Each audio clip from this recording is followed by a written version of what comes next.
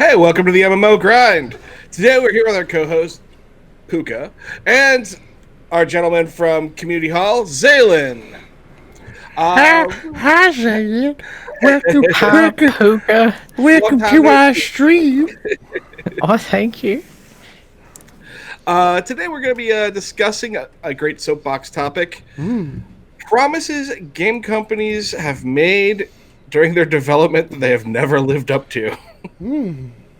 I fully expect to be sitting here most of the time while the two of you are on a soapbox, just 'cause that's the way you two No, are. I don't. I can't think of anything off the top of my head. I think Once Miles gets going. everybody's come through, right? So let's hear those rants, and anyone who's watching, please post any memories you might have of this in our chat. We'll definitely bring them on the show because the more the merrier. So this is going to be a fun topic with a lot of fail, I think. All right, let's do this. Well, So, Mouse, you before were you get going, mentioning. Oh, sorry. Go ahead. Is this pain points too? Things that they've said that may, even though they may have come to fruition and in part have like royally pissed us off? Okay. Yeah, this like, is you know, this is bait and switch. Right, a little bit of bait and switch. Ooh, we're gonna rub your feet and give you a little back massage, and we think it's gonna be a great idea. And then you'll be like, That would be really nice. Really, that sucks. What did you do? JB promised me a foot massage. I have it written down. And this is definitely for subjects that are for games of the past and that we'll see in the future. Because I'm sure a lot of us can agree that a lot of future games sound too good to be true and probably are. Narcissism. The proper authorities have been But elected. what if it works? Guild Wars 2 World v World as a supported game mode? What do you mean by that? I'll start with this. I know what he means, for crying Okay. out loud. Well, it's arguably one of my favorite games ever created, Guild Wars 2. Mainly because horizontal progression. When it comes to what are you doing, or what is the more time you pump into the game, you're not climbing a ladder, right? Like we're playing a very ladder game right now, most of us, in arcade. Guild Wars wasn't that, right? Like you logged in, you got to the top, it's like, all right, sweet, there you go, you're built, you got the best in slot that's You're at there. the top with everyone else. Everyone else is there. Good, enjoy. It's like, oh, you want to try something else? Sure, you can go do that. Go climb that ladder. Okay, now you can do both these things. You can change them out. Great game, awesome, and pitched tri-realm combat. To people that were burned by Warhammer, people that itching for Dark Age, was like, ooh, give us that. And it was like, yeah, we pitched that. You got to decide, and you'll be matched up against people that it'll stay competitive. That was the pitch. It'll stay competitive. We're itching, like, yeah. And then you get out there and it just doesn't run. it just doesn't. It didn't operate. Like, it would just, okay. Well, if we wanted to have a big fight, the server threw up. End of story. You're talking about the fact that you could run around a corner, see 4 people, and not realize that was 40 people because culling in the beginning. The culling in the beginning was a humongous issue. Yeah. Where you were just like in voice, you were just going off of reports. You're like, well, I saw 60 people. Well, I saw 40. They're like, there's probably 50. Like, we don't know. Like it was always just based off some report of who said what, because it wasn't even. There was no. They weren't even sending all the player information. It was, the servers were just like, it could not handle it. Right. And I don't know if it was servers or client. Regardless, the entire package could not handle all the unique pieces. And even if you disabled everybody and gave them that default red or blue or green skin, still didn't. They still would be culled.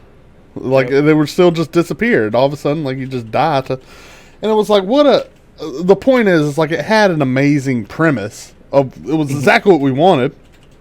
That combined with the casual nature of that gear system was like, everyone, I can get my grandmother in here. And she could play, like, anybody could get into it. And it was awesome. And it was extremely accessible. But it just It was really the first PvP game idea that kind of followed the World of Warcraft model of accessibility over complexity to get people involved in a PvP game, which is something that just really wasn't a thing for the most part through most of PvP. PvP is an elitist thing in general, and Guild Wars 2 broke that barrier and made it more accessible. But yeah, the culling was ridiculous. About like we played it. I'm trying to remember about how long until that finally got filtered out to a reasonable amount. Well, we didn't hit it very long. We jumped ship when ESO came out, which is we could move on to there. But yeah, we jumped ship to another. Yeah. But one of the other things that here's just a complete blunder of how do you screw this up? So they Guild Wars 2 had the ball, as it were. Every map had a power ball, and the faction could control the ball and run around with it and hide it in a castle, and that ball was supposed to give them an edge. Well, that lasted about what, month, 2 months, and they finally got rid of it because they were like they couldn't figure out how to make it work. Again, like, the promise here was they were like the promise was we looked at Dark Age of Camelot. This is what Dark Age of Camelot had. They had keeps, they had towers. They did it well. We're adding supply points.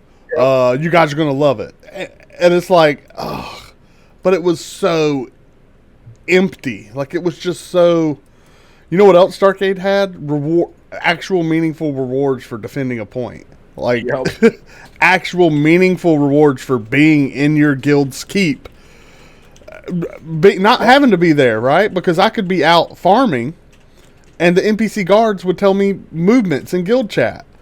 And if it was like, hey, 25 people. Oh crap, I better fall back. 25 people running by your outer keeps or your outer towers, you're like, well, crap, they're making a rush. And then you communicate with the other guilds. Where are they heading? Nope. None of that mess. The problem is it was so fast in Guild Wars. You can get from one side to the other in 3 minutes. And it was just so Arcadian dumbed down. Like, you just hit points, moved on. Hit points, moved on. I mean, we carbitrate. Like, we legitimately ran past the enemy team on Fridays. Where it was just like each other and just run to the next. Yeah, one. We just it was like the only reward. Yep. And this is something that has got to be droned into developers. Like the players will always choose the path of least resistance, highest reward. Yep. Right? We do the numbers. You can't hide the numbers from us either. That's something I'm worried about with Camelot Unchained. But they're like, well, we'll just hide. You can't. Like people are insane. Like we'll do the numbers. You understand? We'll figure them out. Like and so don't. What you got to ensure. And we broke them all down and had giant, The point is, given enough time, the data points will be revealed. Yeah, the data points will be revealed, and they'll be publicized. The internet is people are much more connected now.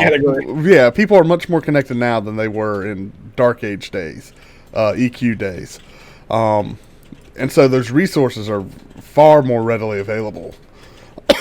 And people got to understand this. Like, you can't... Hey, crunchy peanut butter. Hey. He's new. Obscurity is not gonna suffice. And so ultimately you've got to make things even and fair and reward people for doing like activities, and they have to be rewarded equally. And it's like if a person's going to spend time in a keep defending, they might not necessarily run into any other people, but at least they're there. And get this, so what? Give them a constant reward stream and then put the chance on attacking. At least you know all your objectives will be defended that way. If there's a constant guaranteed reward for manning a post, like, give that experience, give the gold, whatever, right? Well, and then give a chance. This sounds like truly a soapbox we could drop on a whole stream on its own about basically breaking down XP systems, reward systems, everything like that. And I think we should do that. I think maybe we can even do that next week. I think it's one of those simple things, but like to summarize, like that was where Guild Wars 2 lost it for us. It's like that promise that like here's your Dark Age of Camelot with our very minimum progression, a lot of horizontal progression system. You guys will eat it up. You'll love it. Like take our combat with Dark Ages systems. It's like no, it wasn't. It wasn't at all. It wasn't at all. Yeah, like Crunchy Peanut Butter just said, another a game with failed promises. We had Warhammer, mind you, take it a little personally, being that I actually worked as a developer on Warhammer. But Alice's soapbox now. My soapbox, because I worked on it, therefore I can rip it apart more than most. At the end of the day, when I started working in dev, we were still telling very publicly to everybody that there was going to be 6 cities. Every race was going to have their own city. I knew 2 years before that game launched that even though they were trying to sell it to us as developers that was going to happen, we were like, yeah, that's never happening. No one's even started them. Like, we had started 1 city per faction, and that's all, and we couldn't get those right. So that was a big failed promise all the way up to the end. One of those that just, this is what we want to do, but they never really worked towards it. It never felt like that was a true end desire in-house. Second was from a technology standpoint, Warhammer was still running on the old there's the same engine that Dark Age of Camelot was running on, and it could not handle that many players slamming into the border keeps, like the lakes and everything. The collision. No, like collision, like, not a big part lag, of it. Like just from the latency and everything like that, people would just constantly crash the whole entire thing. You didn't see mobs; they would just teleport into you. They called spell effects, but they called all the wrong spell effects because they wanted to reduce the ones that had probably the most highest visual impact, but they were also the AoEs that were sitting on the ground, so they were the ones you need to know where they were.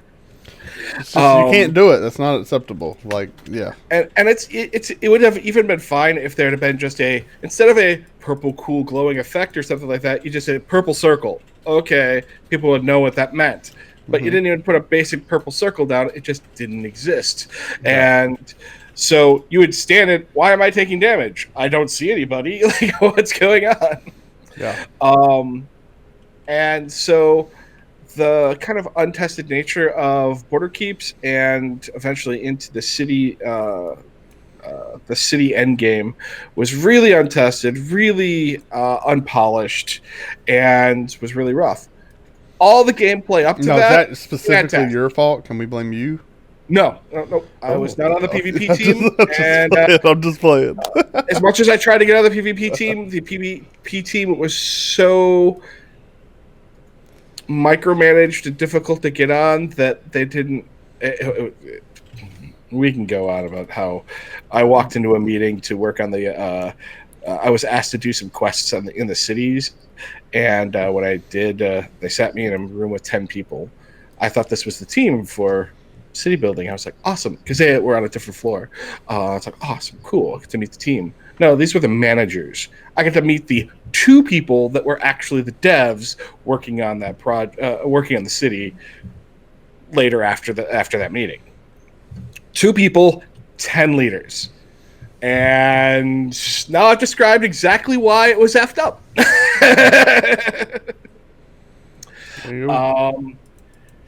So we ran into a lot of problems. Too many chiefs, not enough followers.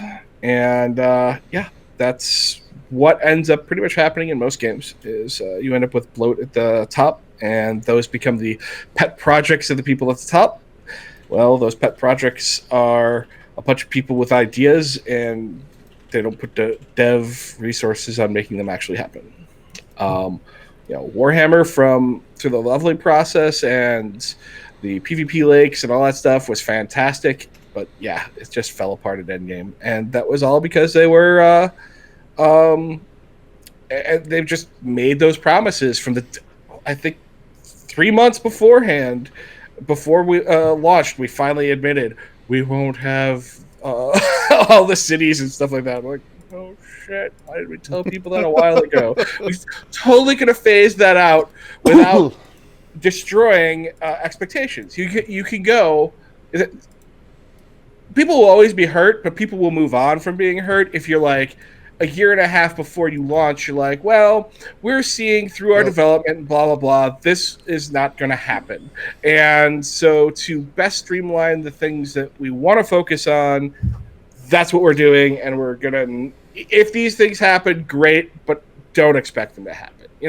And people walk in with the proper expectation. But why sell people things that honestly didn't even need to be sold to them in the first place? But yeah, that was Warhammer's biggest lie to the community, as it were. What do we got? Bright Wizards, Crunchy. Yeah, Bright Wizards. Oh, Crunchy, if you ever want to hear an amusing story about Bright Wizards. So everybody will instantly say, if you bring up Warhammer, they will say Bright Wizards. Every one of them. Yet, if you talk to the people who ran all the internal numbers, even though I was one of the most active players on the dev team, I'm like, Bright Wizards are totally broken. And they're like, well, we show no stats for that. What do you mean? Like, they die as fast as everybody else. They kill at the same rate as everybody else. And I'm like, that's bull. There isn't a person out there who doesn't go, Warhammer, oh, Bright Wizards. If that's your response, you know universally that your numbers were effing wrong. And, I kept trying to explain to them that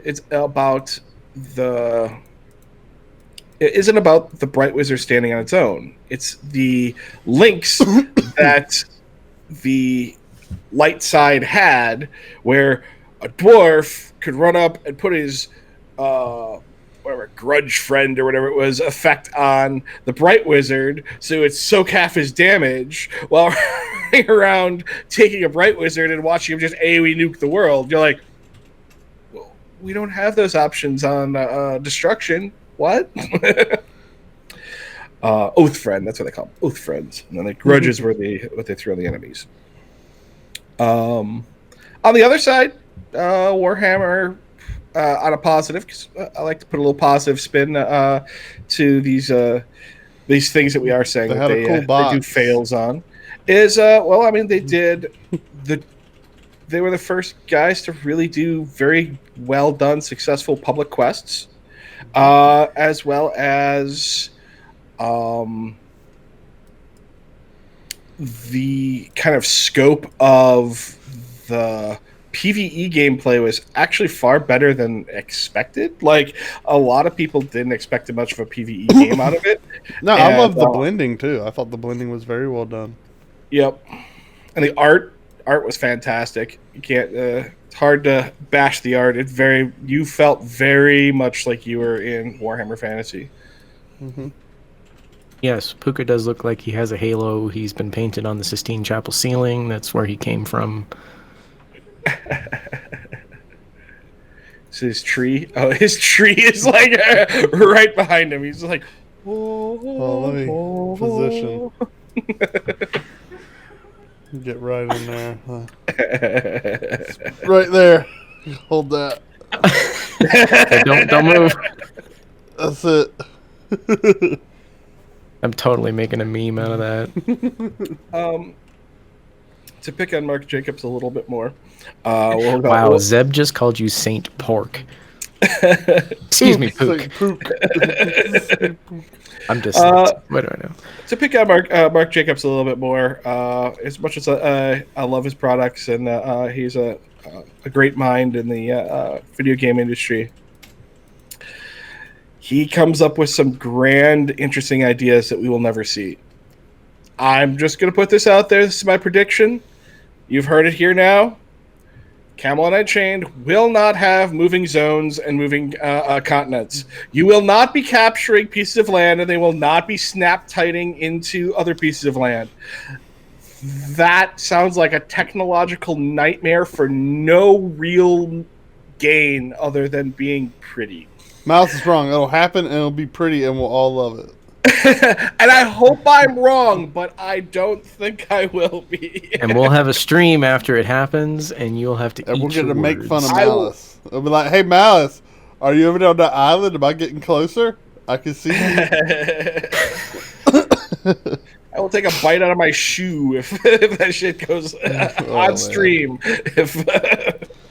I do think more realistically, it'll probably be a system that there will be a shift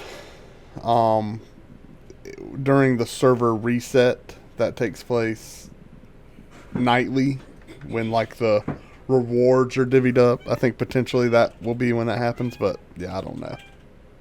Yeah, That's if the server actually comes down and comes back up with things in different positions, possibly.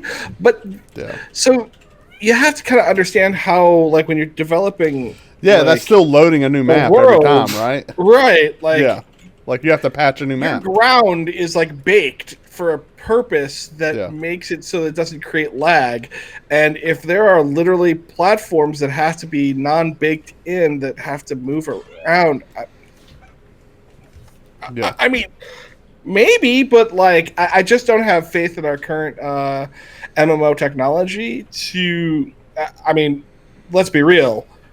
We're super excited that Camelot Unchained has worked so hard as technology to be able to cram like 600 players all casting spells without crashing their servers. Or not. That's amazing. You know, now make the land that they're potentially on move. Maybe. I hope I'm wrong. We'll just put that out there. I hope I'm wrong. Yeah. Of other games that we're going to see out there, what's Zaylen? What do you see as bullshit? That a lot of sales pitch has been given to us from a lot of the new product out there. You know, I think the elephant there is obviously Star Citizen. You've got a game that has promised the world to everyone, and every time somebody comes up with a new idea, it's like, oh yeah, we can do that, and that becomes a new topic on their slate of things that they need to do. How long are they past their development goals or whatever? I mean, this game is the goals are to make new goals. The goals are to sell more suckers ships without launching the game. As Narthesis says, they didn't promise the world; they promised the galaxy. I mean, the scope creep for that game is just. I mean, it's insane. Yeah, it's got a more playable beta than most games, but I think honestly that game is only ever going to be a playable beta. I mean, it's never really going to release to the point that you're going to get every single thing that they've promised you, all the really cool ideas. It's not possible. They don't have enough time, they don't have enough manpower, they don't have enough money, unless they keep selling to whales. Well, we're going to come out with an even bigger ship. And people are going to be like, oh, I'm going to go drop $3,000 on a really big ship that then our terrorist friend is going to come along and is going to blow up one night. You know, it's... If people are going to spend money like that, then sure. A lot of games do that. But that basically is like loot box farming customers for an illusion. One of the biggest sales pitches that they make that I'm not sure we'll see is the idea that there is this giant galaxy and half of it is controlled by an enemy race. And there's going to be massive amounts of PvE of the ability for players to go and invade that space, and I'm not sure that that's gonna exist. I mean, how many planets do they have? 5, something like that, maybe. Okay, when's the last time we heard the promise of an infinite galaxy and large planets? That was what, No Man's Land, and it turned out you could walk across a planet in 12 hours. Yeah. No Man's Sky, whatever it was. I think that's definitely a different beast in that they also said that would be multiplayer. Yeah. Um, Speaking of games, so yeah, No Man's Sky was definitely promising, like what Star Citizen is. My biggest thing with Star Citizen is like, listen, I'll be a believer when server meshing is real. Like, okay, when we can tie these servers together, when I can see hundreds of people on my screen, like, all right, I'll be a believer. But I don't know. I don't know You're how struggling even now. well, and that was the biggest weird thing. Like when they were first doing the whole Star Citizen thing, their big sales pitches. We don't care how many polys are going to be in our objects. We're going to put extra polys in our ships just for poly's sake. We're not going to skimp on for poly counts and stuff like that because we're going to support all of it, and we want to push the envelope of computing. And it's like, guys, that's a great stupid sales pitch. Like, work on getting your poly counts down, work on allowing more people in your instances to be able to interact. Stop being silly. Yeah. Yeah. I think the biggest empty promise that comes out is when games say, and EA is probably the biggest culprit of this, and they say, oh, you'll be able to do this, you'll grind up, you get all these things, but then one person in their player base starts complaining and whining that Puka here, I guess he's too powerful and we just can't compete, we don't have the time. Oh, we're so sorry. Well, here's some loot crates if you want to swipe and pay some extra money. That original promise is gone. Everything that Malice has done to get himself up to the point where he's the big scary dude, gone. None of it matters anymore.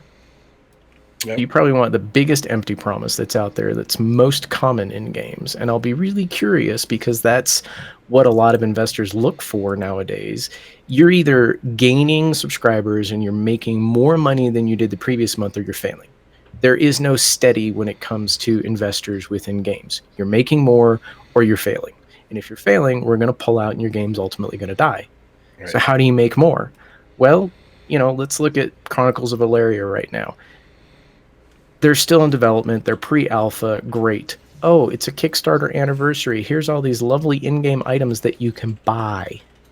Yeah. It's like we're getting to the point with that game that is there any object in the game that you're going to be able to actually make? Or do you have to buy it for $10, $20, $30? Same thing with the loot crates and the stuff with Arcade Unchained, all the costumes. Really make this stuff in-game, but how do you make the money? Right. You don't. Hey, Narthesis, what was that game? A Revival? See if he responds. There was a kind of Cthulhu-esque pseudo-horror MMO, fantasy MMO that was out there for a bit. And you could buy... So instead of having... Yes, Revival. Awesome. Revival had neighborhoods, and in each you had different politics within different neighborhoods and all in the different towns, all the other stuff. It was very Chronicles of Illyria in that sense. And they were starting to sell things like dishware to put on your tables and crap like that. Long before this game ever even had a character walking around in it, they were selling players housing, dishware, all kinds of silly stuff, and people were paying for it. And part of it is, the idea that Kickstarter idea that, okay, I'm getting a little something, I'm throwing money at development, I want to see this game exist. Except that Revival doesn't exist, will never exist, and went poof. They just announced one day, we're canceling development, and walked. So, talk about frickin' promises when you start when you're micro selling to people and you don't even launch a product that's not even living up to what you sold it to be. You just don't launch a product at all. How much did you throw at that, Narth? Because Revival or Valeria? No, Revival. Because Revival, it seemed like a neat idea, but again, no one ever saw gameplay or anything like that. Even it never even got to that point. They were already microtransing. The Firefly MMO is similar. Microtransactions before the game even was in beta. Yep. And that's the thing is I refuse, like, I will buy into like a big studio. Like, I know that Mark Jacobs is going to launch a product. Like, so throwing some money at Camelot Unchained wasn't a big deal. Even Star Citizen, he's a well vetted game developer. He's well vetted in movie industry. He's got plenty of money and backing connections to make his project happen. So I'm willing to throw money at it. It may not be the game for me at the end, but at least I'd like to see another space game hit the market, because other than Eve, nothing's really successfully like held ground in the space genre. I guess Star Trek Online. I hear that's still active. I don't understand how that game is still going, but it's going.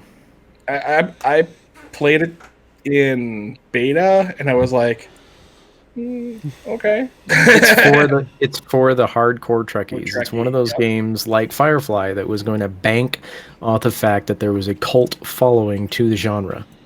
And that's what was going to float the game. And you float it for as long as you possibly can. And at some point, you get to a place where you are bringing in enough money from microtransactions or whatever else. You could care less about investors. You're sitting fat and happy. You're getting your regular paycheck every month. And for some reason, that greed bug hasn't hit you. Yeah. Why? I don't know, man. I'll be honest. I really wish I could just, with all the, blank as a service focus these days, man, I really wish I could just play a game as a service. Let me play an MMO and pay a sub, please. Please. That's the biggest sales pitch that Camelot has given me is, we are going to charge you $15 a month. Just give me the whole thing and let me pay for it. Remember, he said in that last stream they're not going to be doing a full sub price because of this Linuxification. They're passing that 30% on, that 30% savings off the top to the people. That was something he promised in the last because of what update of the game. Did you guys not watch the update of the game that he did? You're about to tell me. Oh boy. He got on and he said the reason they were doing Linuxification now is so that he's not getting ripped later. So empty. But his point was Linuxification has cut the costs of servers by 30%, just across the board, straight up. And he was going to pass those savings along to the player base. He didn't believe that this game deserved to have a full sub price because there was no PvE content. No, don't say that. All PvP content. So he's going to have a reduced sub price for the game. There is PvE content. Take my money for freaking development then. Please. There's notes and things like that in the game. It's only $15 a month. Everybody should be pretty comfortable with $15 a month.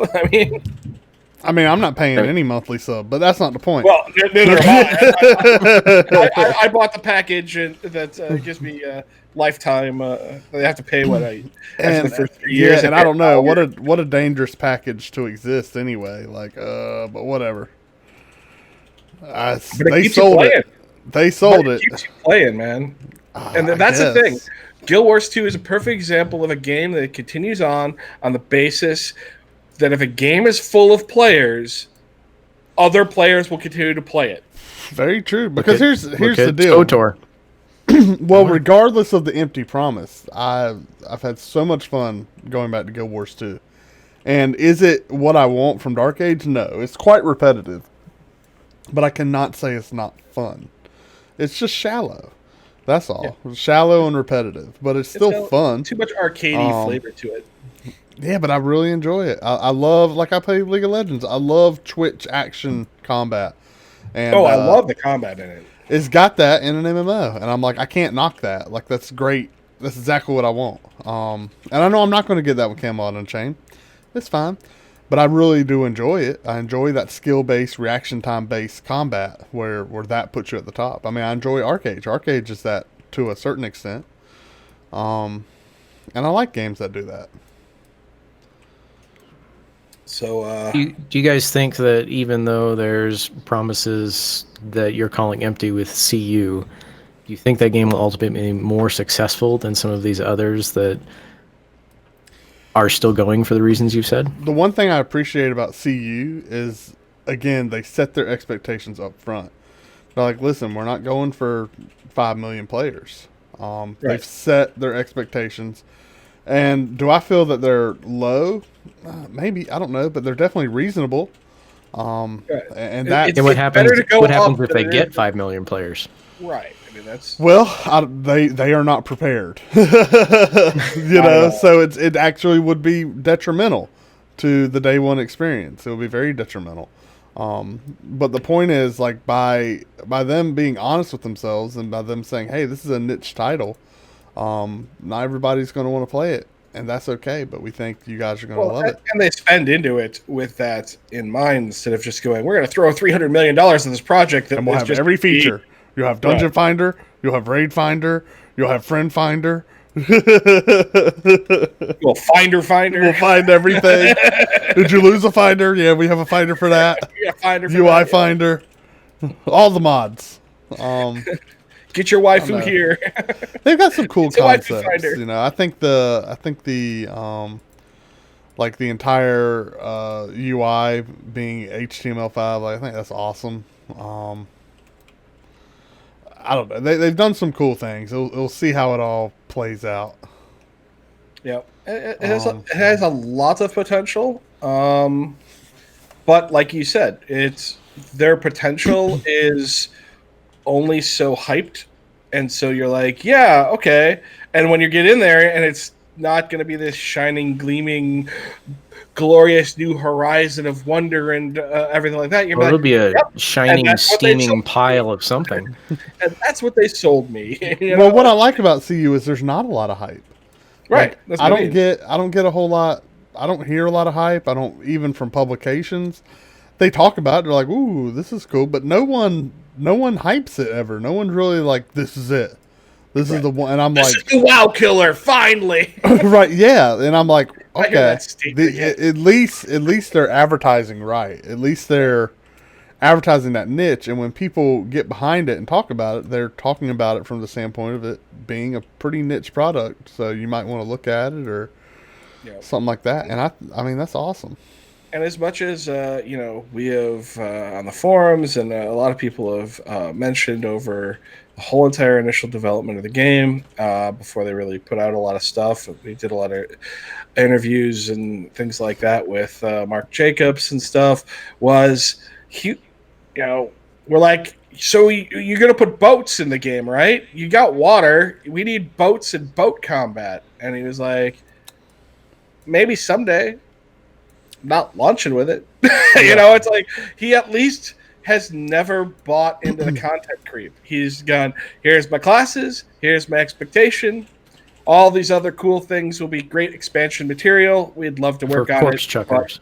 Yeah. And I'll say this much. I mean, I'm super hype that they have, like, at least the relationship they've created with NVIDIA with integrating, like, their physics tech at a core, I think is awesome. Yep. And the translation of that over into, like, waterworks or whatnot is, I mean, I don't know if you've ever played a wargaming title with that stuff, but it's amazing. And I could not imagine a game where boats exist with that in an MMO environment. Oh, goodness, that would be really cool. I'm not saying that's how they would do it, but, like, I've played a couple titles with awesome water physics, and well, World of Warships is definitely one of them. Because I will say it is one of the original, not so great anymore, but one of the original awesome attractors that I had in Arcade was naval combat. That ongoing naval gameplay that was so awesome. Yep. They completely destroyed their naval combat, made it so inaccessible to all but the few, and no one wants to do it anymore. But outside of that, Well, the, there's no trade, so it's like, well, what's the point? right. Yeah, well, Nobody's trading overseas, and so I'm not. Yeah, they destroyed every motivation to do anything with it. it's strange coming back to, because again, we left it. I don't even know what version. Pretty much right after Aurora, and we played that hack Russian one for a little bit at 3.0. But it's strange to see how just the one thing, just the trade system change, has just absolutely decimated that sandbox feel of like you can do whatever you want whenever you want.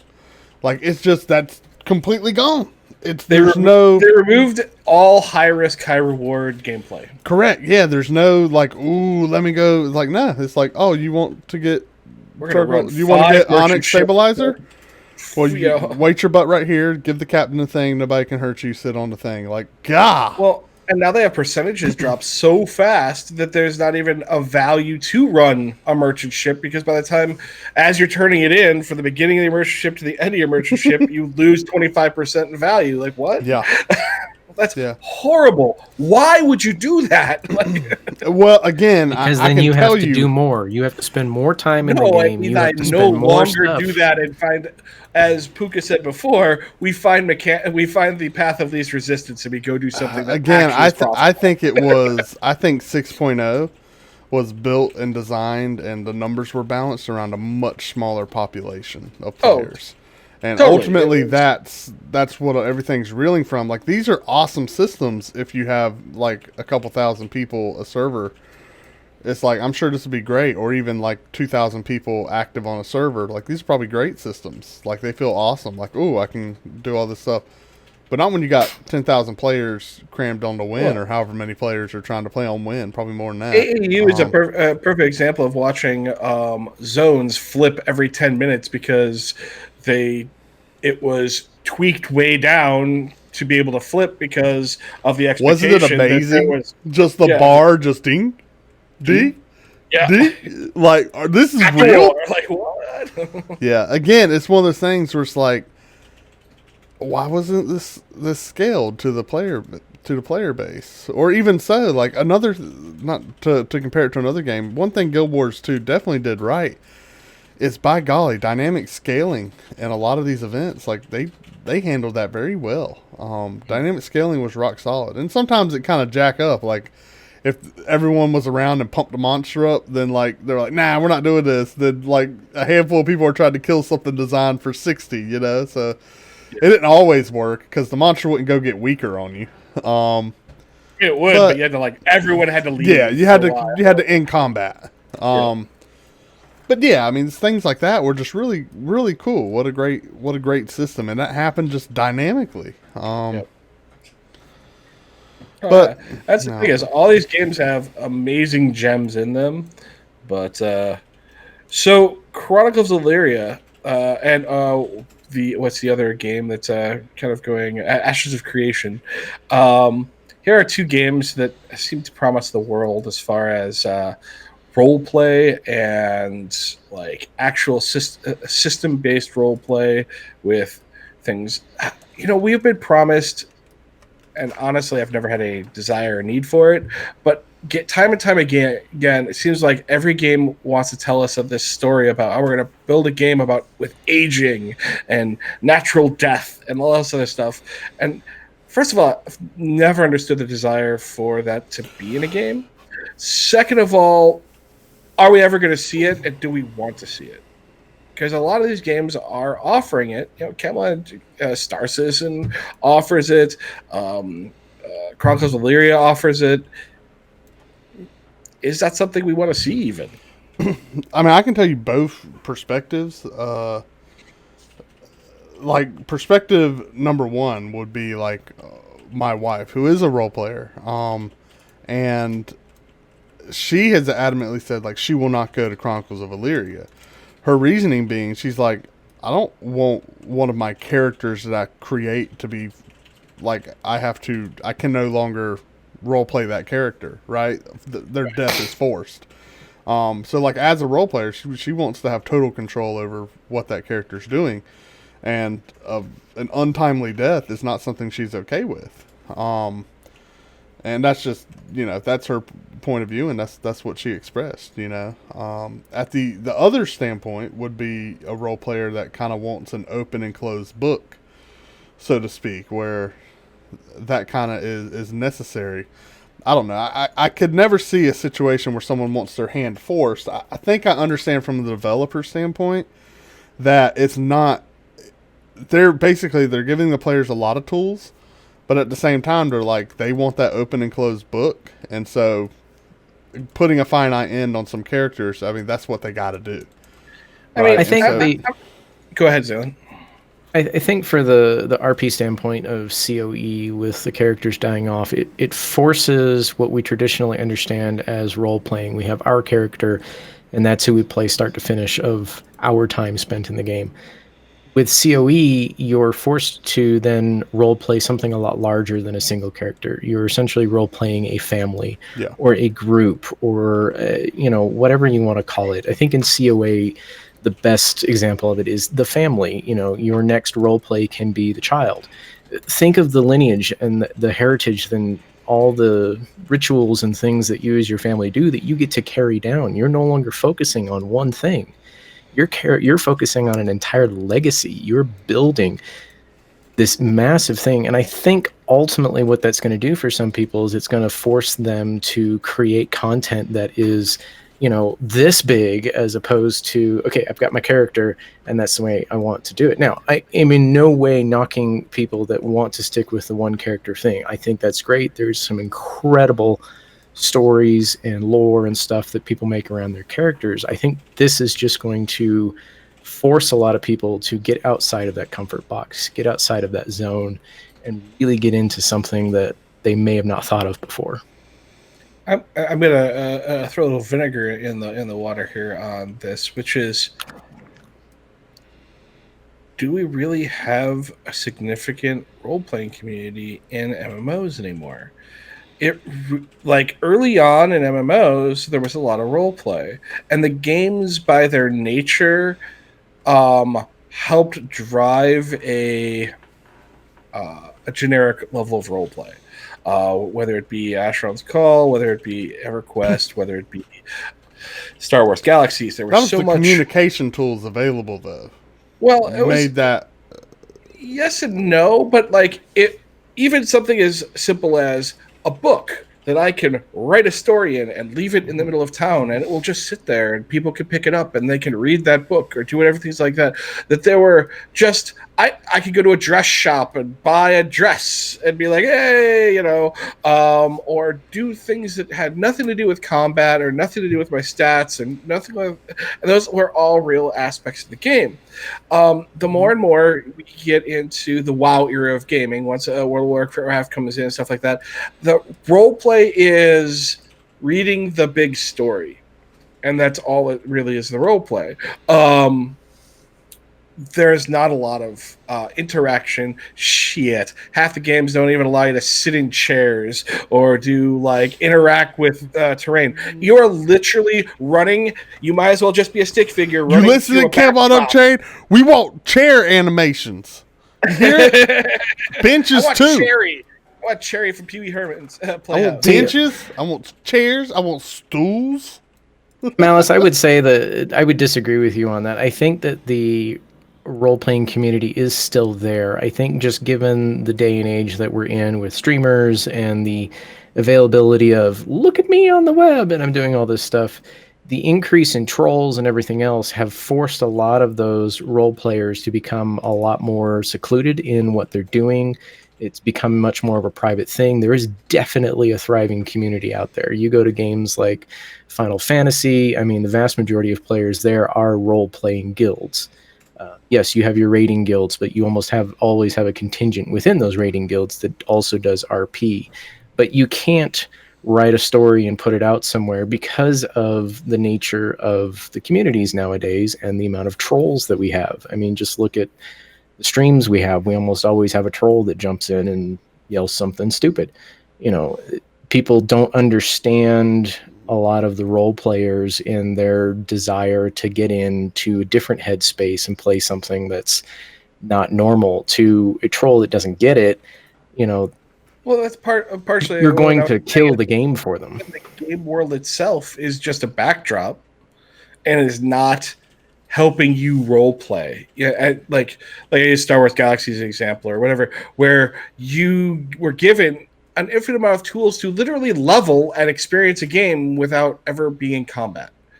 I want to be a musician, or I want to be a dancer. I want to be a sales clerk. You could do all of these things and grow your character and be more and more effective at those things.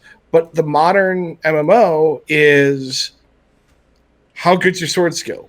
Now, I'm not definitely not built with role players in mind. I will totally agree. Sure. Now, I think the beauty of that is when role players do it anyway. You know what I mean? They don't let that stop them.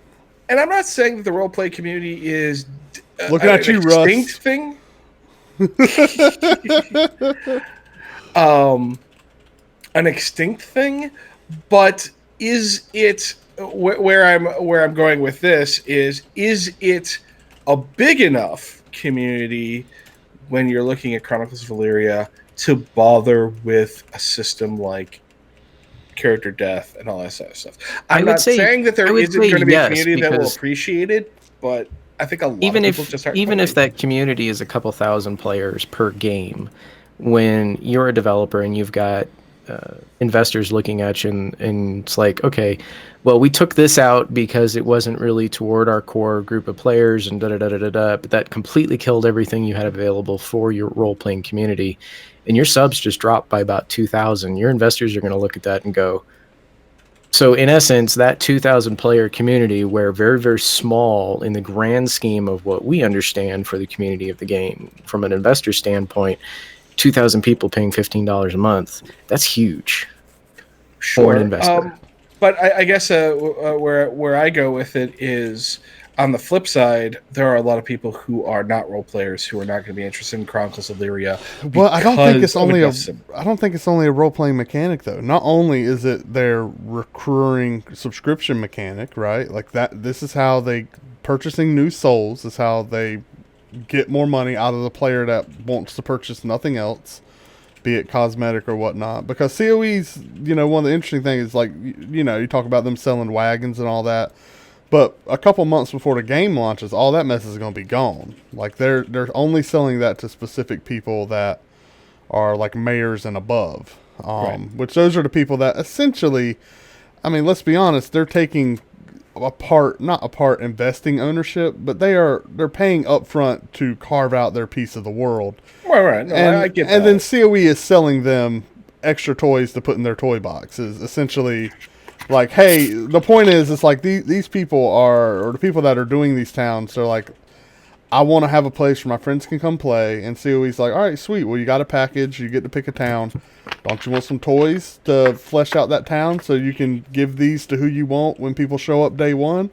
And that's what they're selling right now, because you're not, which is, and I'm on the fence about it. I don't know. But the point is, it's like, ultimately, like, unless you have a system in place, then someone can come in and take that wagon day one. Like, what are you gonna do about it? Right, but that's, I guess, or destroy it. That's the difference. Is I totally support the idea of the passive role play of objects and the environment and doing things that are non-combat orientated to create character growth and experience growth, but that still doesn't. When you move to that next step of character death, like permanent character death from aging and things like that, that becomes a different beast. And so my understanding, different type of role play. Example of that is it splits even the role play community at that point. Yeah, my understanding too is like, listen, if you're a non-combatant person, and you are playing the game, you are not a fighter, you're a crafter, and you're not dying, right. That soul is probably going to last you for like 8 to 10 IRL months. Right. It's a long time to pay. It's a long time for something that only costs $20. And if you are spawn die,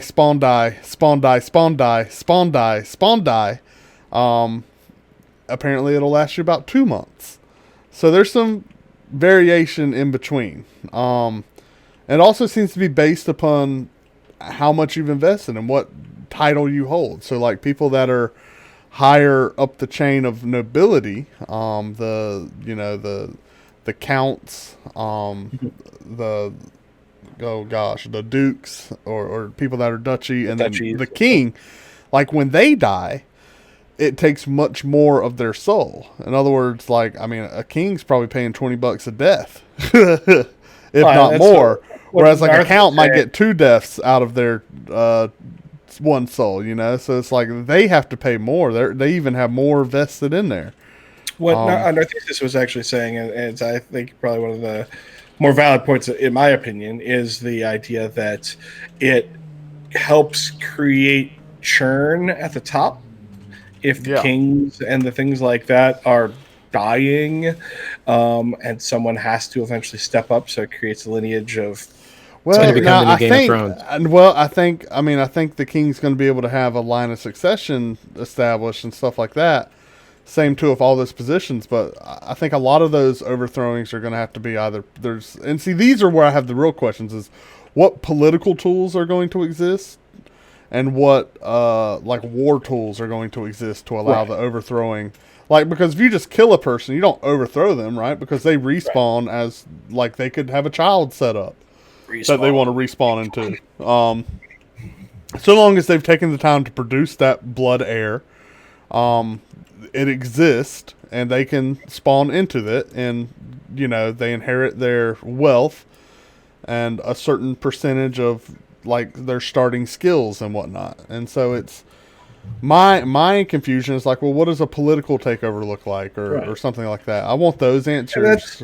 That's again that wanders down the original path of this episode, which is that idea of what are they promising us? You know, they're promising us a lot when you really think about it. No, COE is promising the same thing Star Citizen's promising in a fantasy world. Right. Massively detailed political systems, massively detailed war systems, massively detailed crafting and city systems and economies and everything on the most intricate and deep levels that are going to be truly and feel supposedly totally organic. And is that even possible in the modern game without basically turning it into what I'm not going to log into, which is going back to work?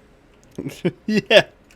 I logged out of RL to come play an MMO so that I don't have to be at work. And so I'll be honest, I've definitely coped with something, and like I am okay with it at this point. I wish there was a middle ground. I don't know where it is. But I've definitely accepted the style of game I want, like when I desire that sandbox style. The point is, the person who I can't be, that's that person that just lives in here 24/7, that person that's able to log 19 hours a day in game, then go to sleep, and then do 19 hours again. Like, I'll never be able to touch or catch that person. And I have come to the point where I've just accepted, like, that's okay. Right? Like, I've got my world, they got their world, I'm a guest in their world. Sometimes they come and be a guest in my world. And that's how it is. I don't know. If you want a true open and free sandbox, right? The time you put in equates to what you get out, and I don't think there needs to, especially if there's not shortcuts in COE, because I am simply just not. Even if I was playing my exclusive game, I just wouldn't put that much time into it to be able to do that. Yeah. So I have a question for the two of you. Given we're talking about empty promises, of the games that are out and that are released and that have come on full release, so Star Citizen does not fit this bill. Right. What is the biggest empty promise that you've seen from any developer to date? You're trying to open some fresh wounds. Is that what you're doing? No, I'm just curious what y'all think is the biggest empty promise that's come out. Now, did you say developer? Because Domingo's not a developer. A game. What the biggest empty promise of a game there? Happy? They told me arcades would be fun again. That is your biggest empty promise to date? No. I'm going to have to put some thought on it, though. The same goes for you in chat or listening. Let us know what is the game that you think has had the biggest empty promise. So I'll be honest, any other game that you've played, even for me, the biggest miss or the biggest, like everything was laid out, everything could have been done so perfect, but it was really missed. Arcade is too easy. I'm not going to do that one. For me, it was definitely ESO. Too fresh. Yeah, ESO was the biggest. It was just the biggest miss, and it was one of those like if ESO had launched even remotely where it is now, that game would be so hot. It was just it was they just flopped it. They flopped it terribly. And for us in the because again AVA was our game. Granted, PvE was pretty empty. They spent tons of hours on voice acting that nobody listened to.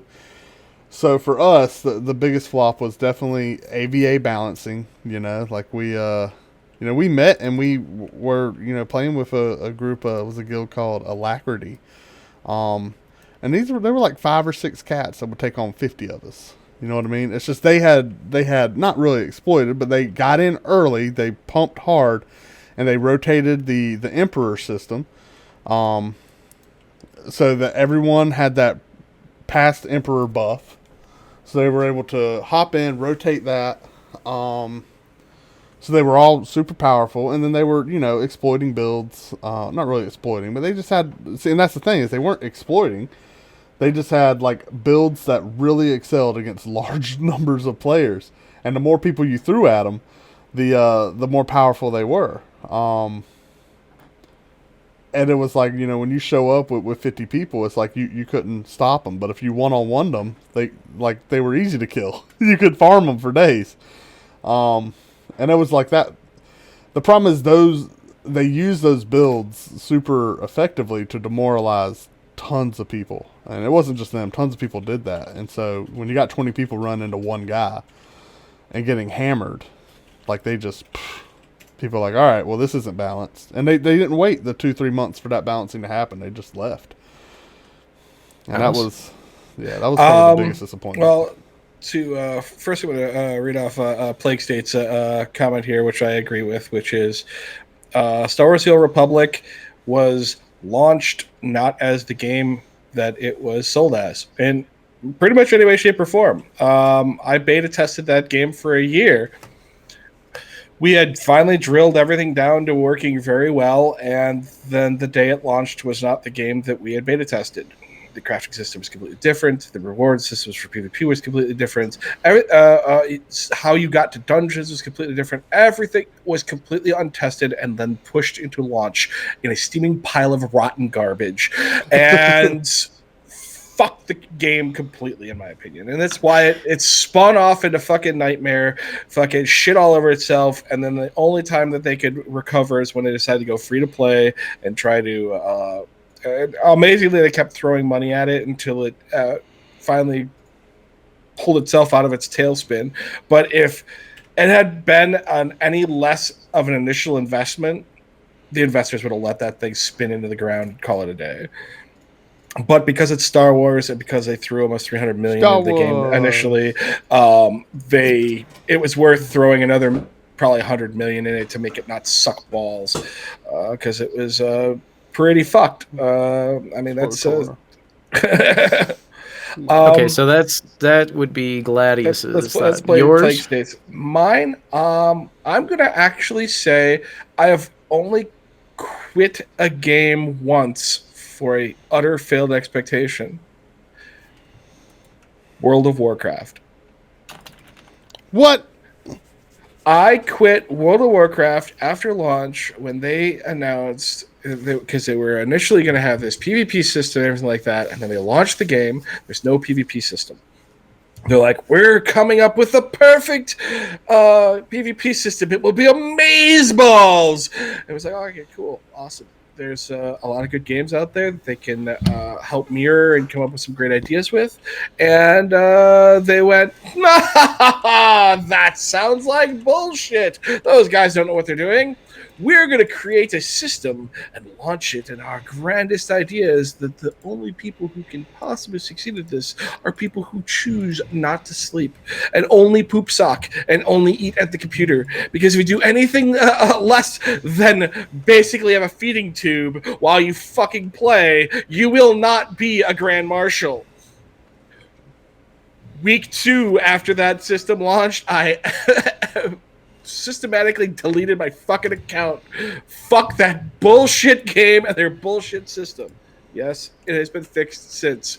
But oh my god, there's a reason why it was fixed. It was the worst idea anybody had ever come up with ever for a PvP system.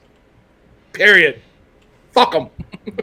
Hope Blizzard has a fucking chokes on a chicken bone from that shit. You fucking evil ass bastards. Holy shit. I don't think he likes Blizzard very much. I don't think there's any way to follow that. I mean, Yeah, no, it's like, yeah, I love MMOs. that's it. I guess we're done. I mean, Yeah, it's like, what do you- I think Gaspara had an awesome question, which is probably a longer conversation as well, at least from where I sit. What was the last MMO launch that wasn't filled with empty promises? Arcade. I really think I agree with Blake's date on the fact that Arcade launched vanilla game. launch. Yeah, the original game. When it launched, it lived up to exactly what it sold you. I mean, sure, everything wasn't perfect in it. Nothing ever is, but you know. But from a development standpoint, it was right. awesome. From a development standpoint, there was no illusion. Granted, we also had the perk of the game already existing for a year in Korea, so we kind of already knew what it really was. I don't think anyone would argue. But I don't think anyone would argue that the monetization problems or what Tryon did to Arcade is what caused the issue. Yeah, I guess maybe that would be the one illusion that they were actually talking initially during beta about. Or during alpha about like, well, we're going to put in some monetization, but we understand the American market is not big on microtrans, so we're going to try to limit that in scope. And we didn't have any microtrans in alpha, and even not a lot in beta. And really, we didn't see the horror show of microtrans until launch. So I guess even there, that's a failed promise, I guess. It wasn't from the game developers, but from the producer, from Tryon. Thought I would never do this on a stream, but I'll be right back. Wah. Oh man, to be fair, Zalen is sick and he's not feeling well, so he's gonna go we're throw up now. thankful that he has come to the stream at all. But I think that's. I mean, like I say, Aeon was. I'm not sure if I would say it was a. I can fly. He can fly. We can fly. Oh, you're right. Massive failed expectation on Aeon because they only allowed us to test up to level 20, and that once level 20 ended on live, it became a completely different game. I really liked Aeon until I had to start grinding.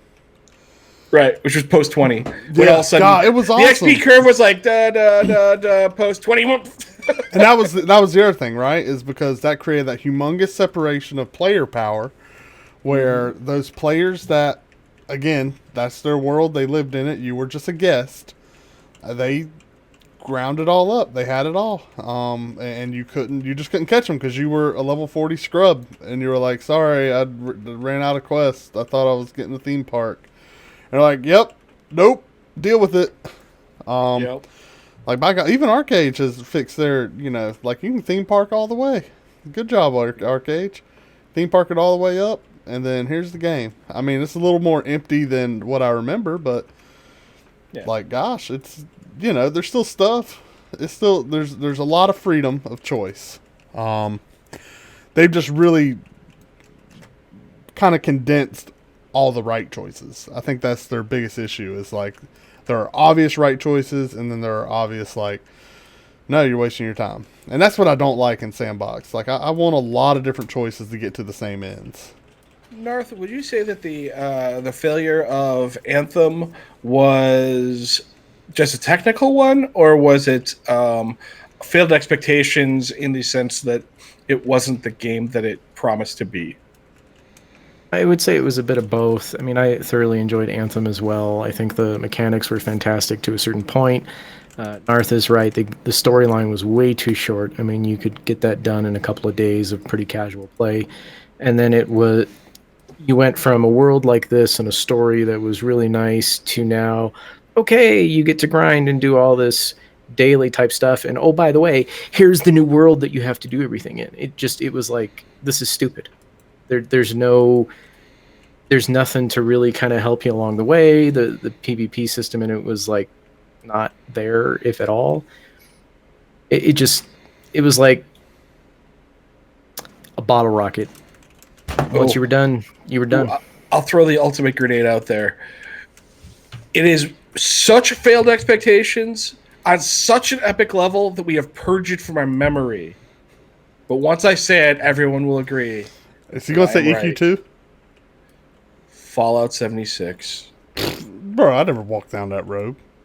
So many people loved the idea of that game.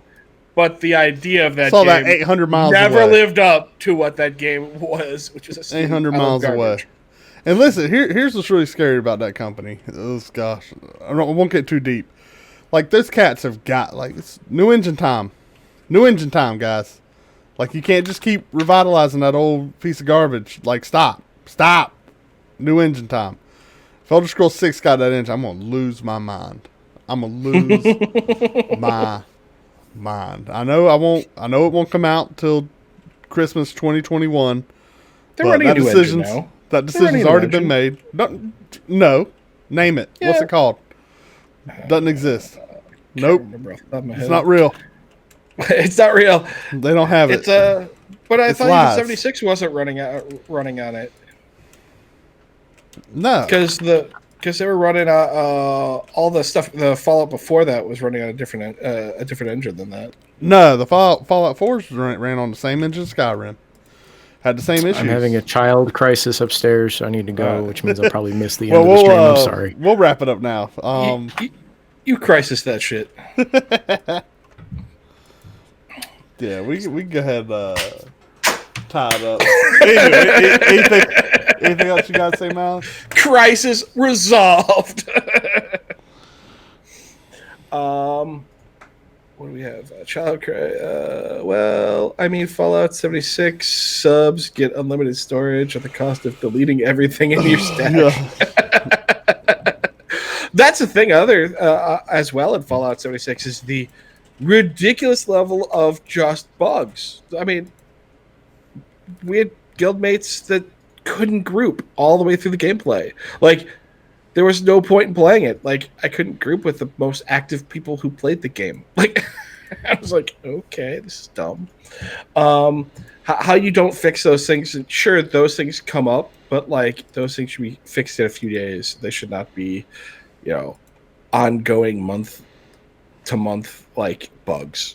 If it's literally, if you could be max level by the time they're thinking about fixing your bug of grouping with other people in the game, that's kind of ridiculous. But Bethesda, like, I love Bethesda. My relationship with Bethesda is a very love-hate.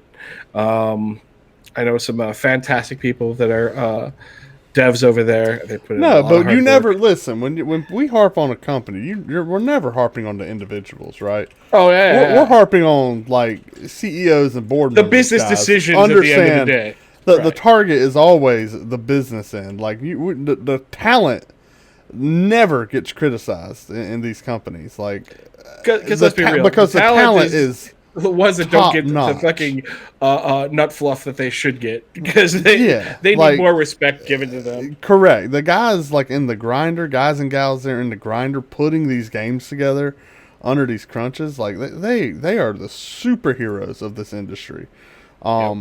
It's the absurd expectations put on these people's bosses to perform, and to squeeze every ounce of soul out of their workers. It's like, God, I could not imagine.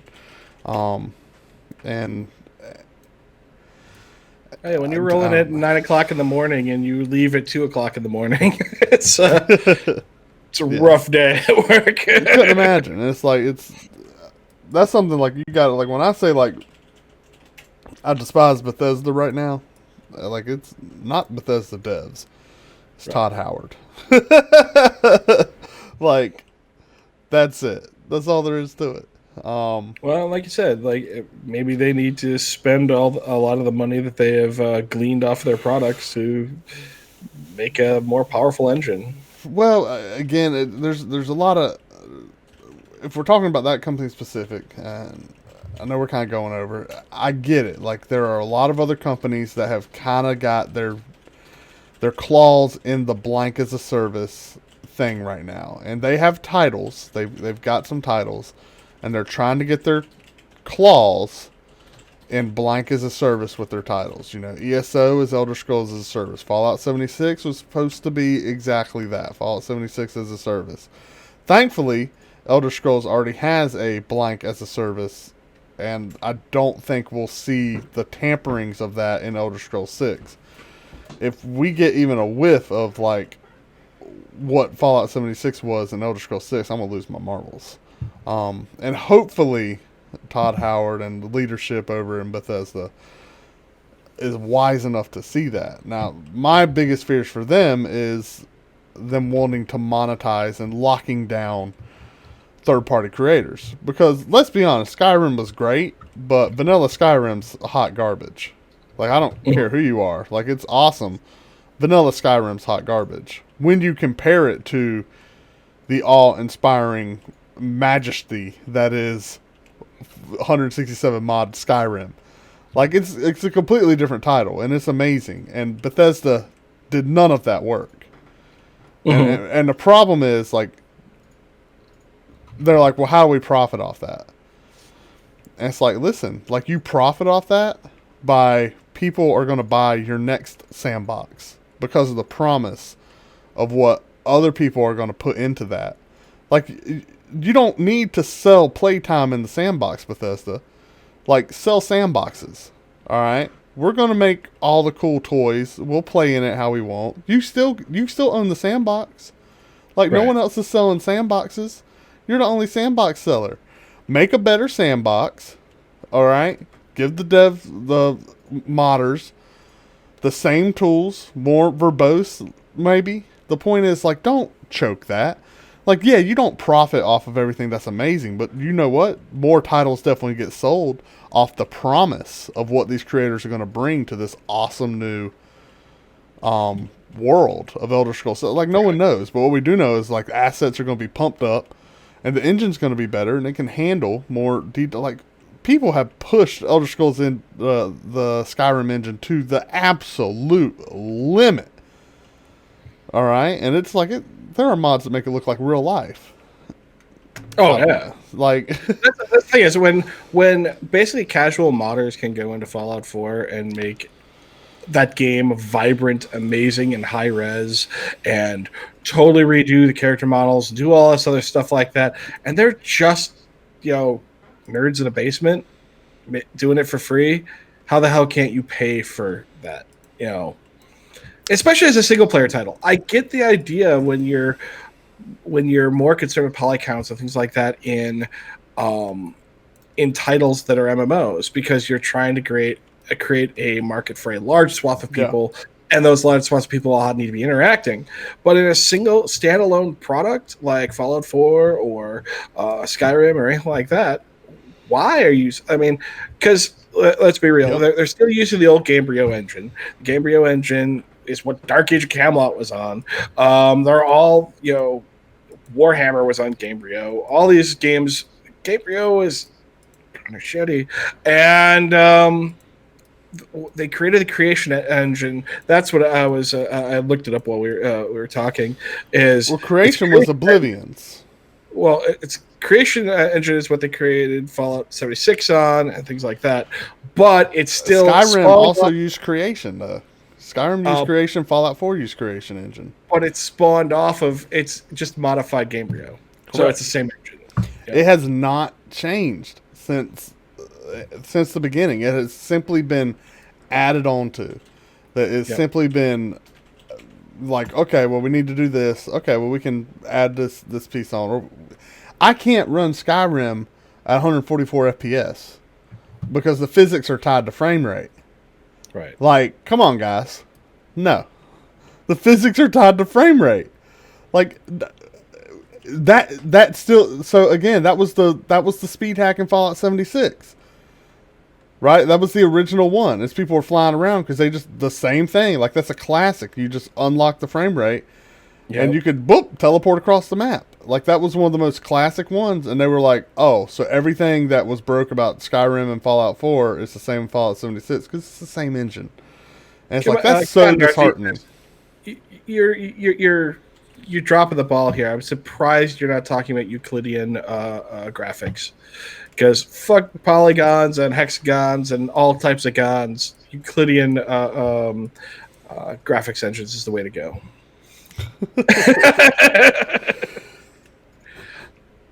As long as I can run it on my computer.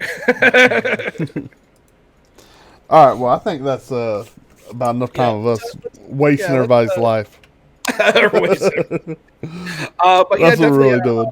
Let's wrap this up. And everybody, our guest, who is currently missing.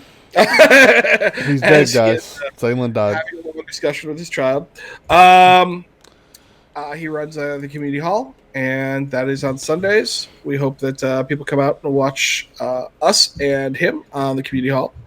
That is what 5 p.m. Central, 6 p.m. 6 Eastern. Eastern. For all you nobody cares about Pacific. What are y'all doing over there? You live in the wrong place. I believe they're on fire.